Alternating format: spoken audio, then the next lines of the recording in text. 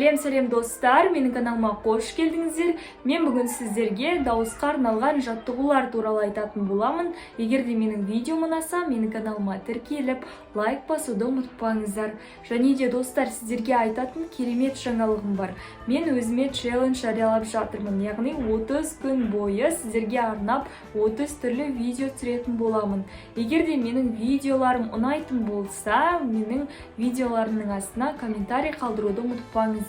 Және де сіздерге айтатын жаңалығым, менің осы видеоларымда белсенді болған 3 оқырманыма керемет сыйлық жасайтын боламын. Әзірге сыйлықты айтпаймын, бірақ сіздердің белсенділіктеріңіз мен үшін өте маңызды. Олай болса, бастайық. Қорқынышын жеңген, өзіне сенімді адамдардың да кейде дауыстары өзіне ұнамай жатады. Бұл кезде олардың өздерінің, яғни тыныс алу жүйесінде ақаулықтар бар деген сөз. Яғни сіз дұрыс тыныс ала алмасаңыз, сәйкесінше сіз дұрыс сөйлей алмайсыз. Дұрыс тыныс алу үшін ең алдымен сізге дұрыс дем алуды үйрену қажет болады. Жаттығуды алдымен бастамас бұрын мен сіздерге өзіңіздің сөйлеу аппараттарыңызды, яғни бұлшық еттеріңізді осы жаттығуға дайындап алуға кеңес беремін. Ол үшін не істейміз? Ең алдымен сіздер өздеріңіздің жақтарыңызды, яғни уқалайтын боласыздар. Ең бірінші кезекте жағымызды уқалаймыз. Достар, жаттығуды орындаған кезде ешқандай да күш қолданбаймыз, жай ғана жағымызды саусақтарымыздың көмегімен уқалаймыз. Және осы арқылы біз жақ бұлшық еттерімізді оятып аламыз. Жалпы біз сөйлеген кезде жақ бұлшық еттерімізді көп қолданбағандықтан, немесе мүлдем қолданбағандықтан олар қатып қалады. Осы қатып қалған бұлшық еттерді біз босаңсытамыз. Бұл жаттығуға дайындықты сіздер 3 минут көлемінде жасасаңыздар жеткілікті. Бірінші кезекте жасап жатқан кезде сіздер қатты жасамаңыздар, өйткені жақ бұлшық еттер ауырып қалуы мүмкін. Біріншісінде ақырын бастап осылай жақ бұлшық еттеріңізді кішкене оятып аласыздар. Одан кейінгі кезекте жалпы бұл жаттығуды айттым, мен сіздерге дикцияға арналған жаттығулардың барлығын күнделікті түрде жасап тұру қажет сізге. Сонда сіздің сөйлеу мәнеріңіз өте әдемі бола түседі.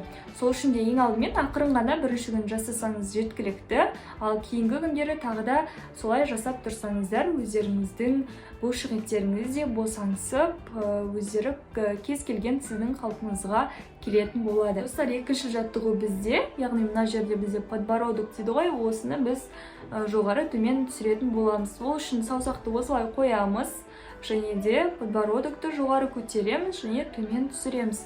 Ең бастысы, достар, ешқандай да күш салмаңыздар бұл жерге, ешқандай күштің қажеті жоқ, жай ғана ұстайсыздар да осылай жоғары төмен көтеретін боласыздар.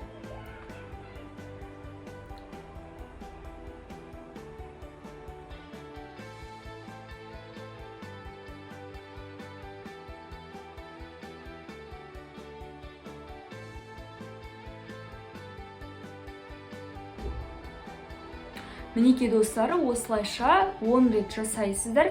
Яғни 10 рет жасаған кезде байқасаңыздар, сіздердің жақ бұлшық еттеріңіз кішкене созылғандықтан ауырып қалады. Бұл ештеңе етпейді, өйткені сіздер бұл жаттығуды бұрын жасамағандықтан осындай болу ол қалыпты жағдайдан кейінгі бізде келесі жаттығу. Бұл жаттығуда біздер мойынның бұлшық еттерін, яғни мойынды оңға және солға қарай бұрамыз.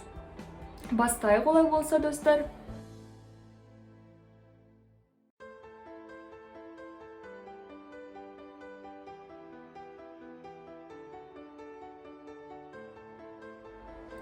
Достар, мінекей осылай 10 рет жасаймыз.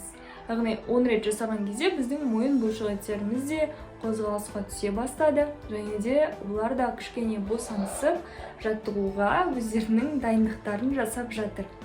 Ал ендігі кезекте, достар, сіздер әр жаттығуды жасамас бұрын осылай өзіңіздің бұлшық еттеріңізді қыздырып, босаңсытып алуларыңыз қажет болады. Өйткені сіздерге әр жаттығуды жасау үшін менталды және физикалық түрде ол жаттығуға сіздер дайын болуыңыз қажет. Ал сіз кез келген жерде келіп отыра қалып әртүрлі жаттығуларды жасап кетудің қажеті жоқ. Ең алдымен сіз өзіңіздің ағзаңызды сол жаттығуларға қарай дайындап алуларыңыз қажет болады.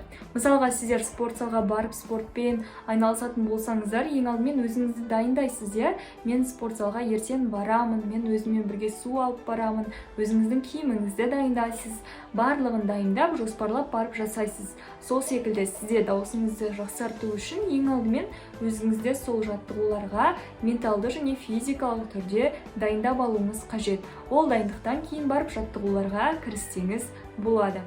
Достар, мойынға арналған жаттығуды жасағаннан кейін терең дем аласыздар да ауаны 3 рет шығарып тастайсыздар. Осылай өзіңіздегі ауаны шығарып тастайсыз, одан кейін бір жеңілдеп қалатын боласыз.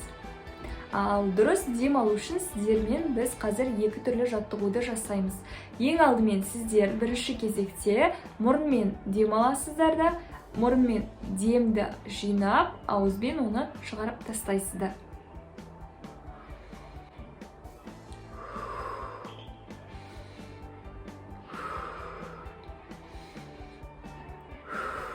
Мұрынмен дем аласыздар, ал ауызбен ол демді сыртқа шығарасыздар.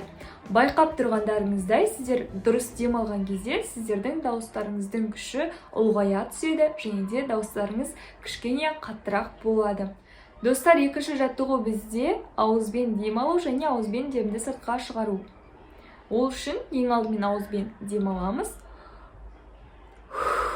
және сыртқа демді шығарып тастаймыз. Бұл жаттығуды да сіздер 5-6 рет жасасаңыздар жеткілікті. Ең алдымен мұрынмен дем алып, ауызбен демді шығару, ал екінші кезекте ауызбен дем алу және де ауызбен демді сыртқа шығару. Достар, бұл жаттығулардың ешқандай қиындығы жоқ. Оны сіздер жасап көрсеңіздер болады. Үй жағдайында жасай бересіздер және де өздеріңіздің дем алуларыңызды қалыпқа келтіре аласыздар. Достар, осымен бүгінгі видео аяқталды. Егер де видео ұнаса, менің каналыма тіркеліп, лайк басуды ұмытпаңыздар. Және де келесі күндері мен сіздерге тағы да дауысқа арналған тиімді, өте керемет видеолармен, кеңестермен бөлісемін. Егер де бұл видеолар ұнаса, комментарийға өзіңіздің пікіріңізді қалдыруды ұмытпаңыздар. Келесі кездескенше аман сау болыңыздар.